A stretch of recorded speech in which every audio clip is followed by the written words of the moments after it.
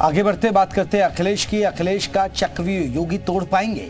उत्तर प्रदेश में उपचुनाव की लड़ाई सियासी कम और असली ज्यादा लग रही है। दोनों पक्ष एक दूसरे के खिलाफ नई रणनीति बना रहे हैं। अखिलेश यादव ने अपना चक्रव्यूह लॉन्च किया है तो दूसरी तरफ योगी पहले ही अपना 8 भुजाओं वाला प्लान दिखा चुके हैं। दोनों पार्टियां सोशल मीडिया पर भी एक दूसरे को टक्कर दे रहे हैं। चक्रव्यूह वर्सेज अष्टभुज में किसकी जीत होगी और किसकी हार होगी, ये जनता 23 नवंबर को तय करेगी और तब तक 9 सीटों पर महाभारत चलता रहेगा।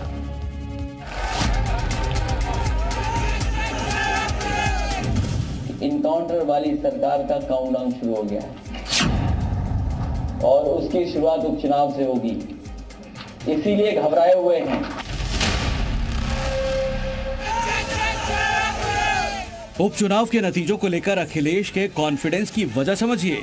आज ही समाजवादी पार्टी ने योगी के अष्टभुज प्लान को काउंटर करने के लिए चक्रव्यूह तैयार किया है। प्लान 1 में खासतौर पर अनुसूचित जाति के मतदाताओं पर नजर होगी जो पढ़े लिखे वर्ग से हैं और बीएसपी छोड़कर बीजेपी के साथ जाने से फिलहाल कतरा रहे हैं। प्लान 2 में महिला अपराध को मुद्दा बनाकर महिलाओं का समर्थन हासिल करने की रणनीति बनाई गई है, जिसके लिए महिला विंग काम में जुटी है।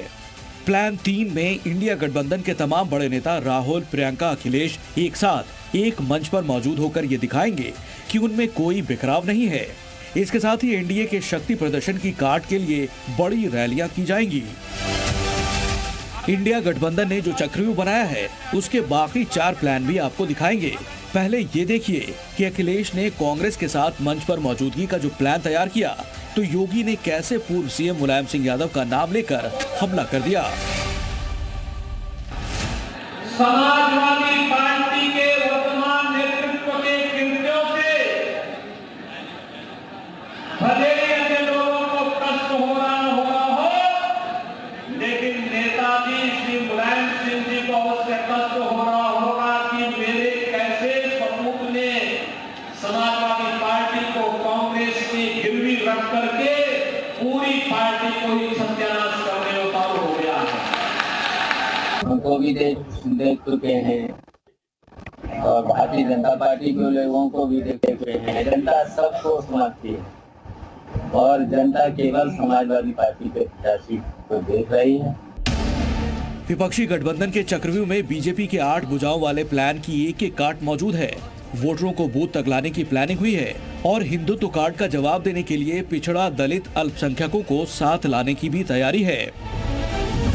प्लान 4 के तहत समाजवादी पार्टी ने 1 बूथ 20 यूथ की रणनीति तैयार की है जो लोगों से संपर्क और संवाद करके पार्टी के विचारों को उन तक भी पहुंचाने का काम करेगी और चुनाव के दौरान मतदाताओं को मतदान केंद्र तक पहुंचाने की जिम्मेदारी भी बूथ समिति के कार्यकर्ताओं की होगी। प्लान 5 में समाजवादी पार्टी उपचुनाव में बीजेपी के हिंदुत्व कार्ड की काट के तौर पर पीडीए पर ही फोकस करेगी, जिससे उसे लोकसभा चुनाव में बड़ी जीत मिली थी। प्लान 6 के मुताबिक समाजवादी पार्टी जमीनी प्रचार के साथ पोस्टर और सोशल मीडिया पर भी प्रचार के लिए फोकस करेगी, जिसमें सभी एसपी नेताओं को एक्टिव रहना होगा। प्लान 7 में एसपी नेता उपचुनाव वाले इलाकों में आपराधिक घटनाओं के पीड़ित लोगों की मदद करेंगे और उनके साथ खड़े होंगे ताकि इसका फायदा मिले। अखिलेश ने जो चक्रव्यूह बनाया उसके खिलाफ योगी ने अलीगढ़ जाकर वो तीर चलाया, जिसका जवाब देना समाजवादी पार्टी नेताओं के लिए मुश्किल होता है। लॉ एंड ऑर्डर की बात करके योगी ने 7 दरवाजों वाले चक्रव्यूह को तोड़ने की कोशिश की, पर अखिलेश ने भी योगी सरकार को महिला सुरक्षा समेत कई मुद्दों पर घेर लिया। यूपी उपचुनाव में बीजेपी 9 सीटों पर 100% जीत का स्कोर बनाने की कोशिश में है। ऐसा करके बीजेपी अपने कैडर और जनता के बीच 2 मैसेज देना चाहती है। पहला ये कि लोकसभा में समाजवादी पार्टी को मिली बढ़त तात्कालिक थी और दूसरा ये कि 2027 के लिए बीजेपी अभी भी जनता के लिए पहला विकल्प है। योगी का टारगेट नंबर 1 समाजवादी पार्टी है और सीएम किसी भी रैली में जाते हैं तो अखिलेश या समाजवादी पार्टी को टारगेट करना नहीं भूलते। दूसरी तरफ समाजवादी पार्टी भी लोकसभा चुनाव के वक्त मिली बढ़त को बनाए रखने की कोशिश में है। अब 23 नवंबर को नतीजों के ऐलान के साथ ही ये क्लियर हो जाएगा कि बीजेपी और समाजवादी पार्टी में कौन जनता का फेवरेट है, पीडीए का चक्रव्यूह बचा या फिर बीजेपी का अष्टभुज प्लान।